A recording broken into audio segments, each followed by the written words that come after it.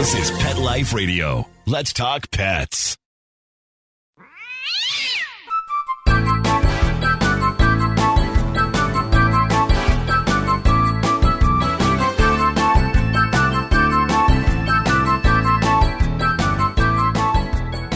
Hey there, cat lovers. Welcome to 9 Lives with Dr. Cat on Pet Life Radio.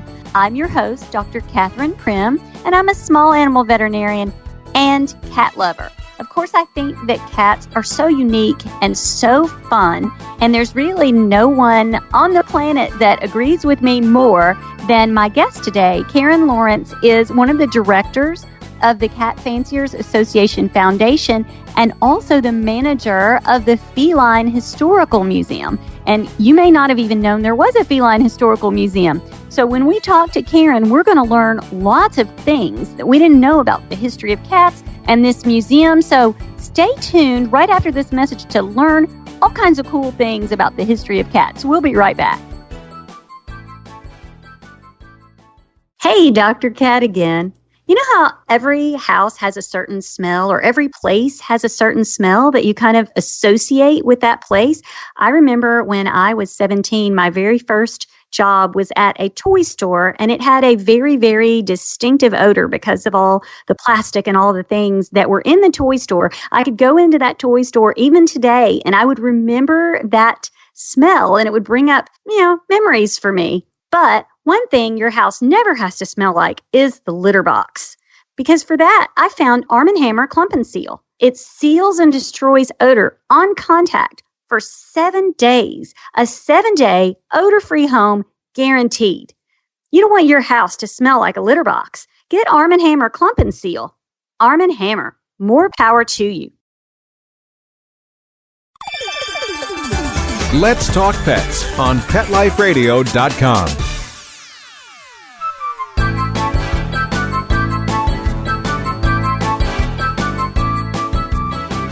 Welcome back to 9 Lives with Dr. Cat on Pet Life Radio.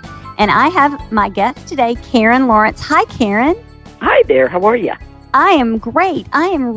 When I heard about this museum, I reached out to you because this is just fascinating to me. I want to learn about it and just maybe set up a trip to go see it. So talk with me a little bit about how the Cat Fanciers Association Foundation kind of started and how you got into cat fancying. The foundation itself was established by the Cat Fanciers Association, which is the world's largest registry of pedigreed cats.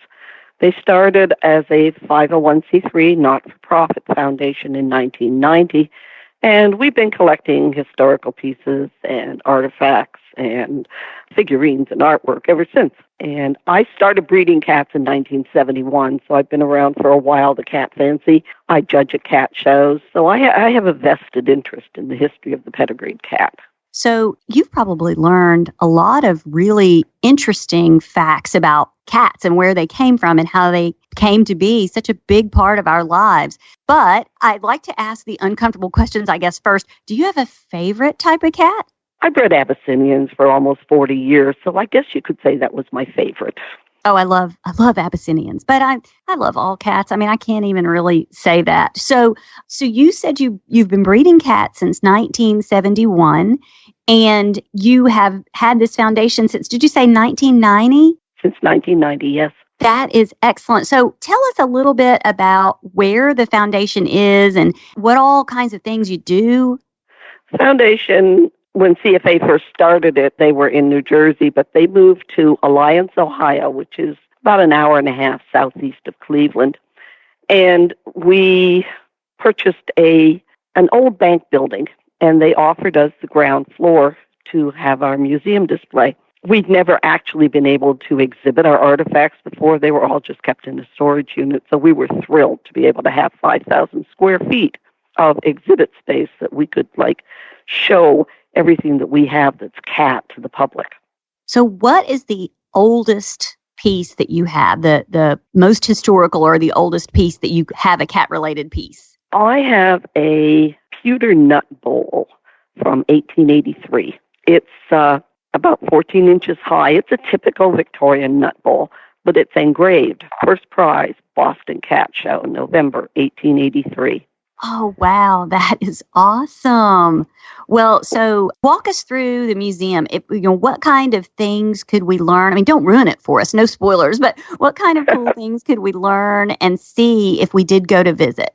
We have a graphic display on basically the history of the cat, where it started in Egypt and migrated through trade routes, et cetera, and how the different breeds developed over the years in England and throughout the world, up to today's 45 breeds that are recognized by CFA. We also have a number of artifacts dating back, as I said, as far as 1883. We have the silver collar from 1895 that was won by a Maine Coon at the Madison Square Garden show that year.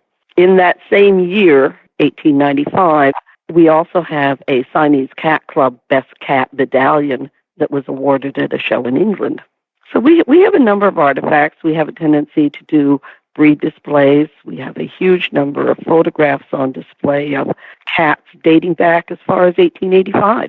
Wow. So you said you love Abyssinians, and you tell us a little bit about the history of maybe just the Abyssinian breed. Like, how did they come to be, and what do you know about all of that? We can trace the Abyssinian breed. The first mention of the Abyssinian breed is in an 1872 book by Gordon Stables, which actually has a full-color lithograph photo at the front. And that's basically the first mention of an Abyssinian that we found. The breed dates back to basically Somalia, that area of Africa that borders on the Red Sea and the Indian Ocean. And they migrated to England. The breeders in England worked with the development of the breed, and we now have this beautiful cat that they are responsible for, and we haven't changed the look of them. We haven't changed the colors of them very much over the years, so it's just a fantastic breed. Well, so I had read an article about how dog breeds have changed and that certain types of dog breeds long ago looked completely different from the modern day ones. But cats really aren't. That's not the case for cats. So I was going to ask you about that. I'm glad you mentioned it.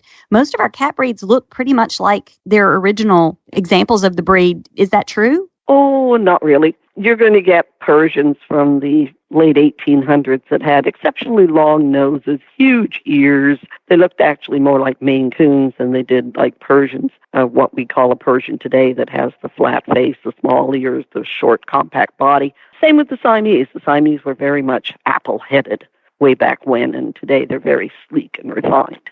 Well, I love that about the Siamese. So talk for just a second. You said that you are a judge in cat shows. So how are the standards by which the cats are measured? How are those decided with the changes in the breed along the way? In CFA, each breed has what they call a breed council, which is comprised of members who actually work with the breed or have worked and have distinction within the breed in the past years. And they determine the changes to the breed standard. They may want to just tweak the wording or adjust the coloring or even accept new colors. They may want to change the description of the eye shape and things like that. And that all comes from our breed councils. And they work very hard to make sure that the standard for their breed is exactly what it should look like, not exactly what it's being shown today. You have to have a standard to work to for perfection. Right, I guess, and it has to evolve. Well, that is really fascinating. So it is my understanding, though, that as kind of a cat history buff, you guys have compiled a lot of stuff that is a part of the museum, and it is also available on a website. Can you talk a little bit about that? We have a website called the History Project that we've developed. We have done an awful lot of research. We've gone back through old magazines and books and everything that we have in our library. And we've managed to, with a co-author in New Zealand, write over 300 individual stories about cats from the late 1800s, the early 1900s. We've covered a number of breeds. We've done Siamese, Persians, Abyssinians, of course. We also have a lot of Manx stories, a lot of British Shorthair stories. And we've developed this website. And it's pretty awesome. It has a photo gallery of cats through the decades. And like I said, these individual stories, which a lot of them are British cats, so it includes the aristocracy because they were part of the cat fancy way back when. Now, you said that there is a silver collar from 1895, and it was a show collar. So is it actually silver, like sterling silver? It is sterling silver. Wow, that is fascinating. And it's engraved. And that is so cool. It What has a kind of little cat wore lock that? on the back. Well, they called it a Maine cat. The name was Cozy. We actually have the show catalog from the 1895 cat show as well. So we know that Cozy was a male cat. He was a brown tabby. He was owned by Mrs. Frederick Brown of Long Island. And his entry number was 166 in the Madison Square Garden show in 1895. Well, I'm going to take a quick break so we can hear from our sponsors, but I want to come back and talk with you more about tracking history and what we can learn about cats through the ages. So we'll be right back.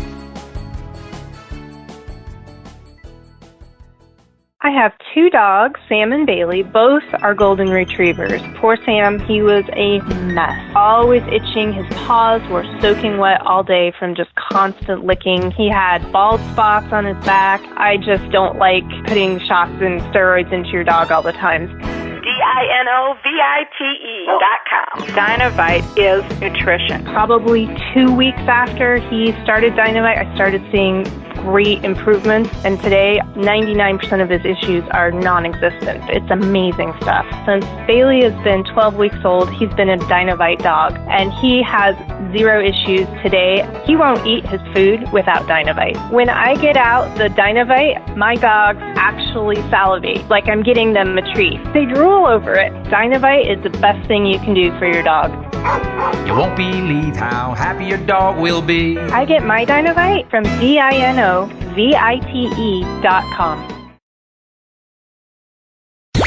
Let's talk pets Let's talk pets on Pet Life Radio. Pet Life Radio. PetLifeRadio.com.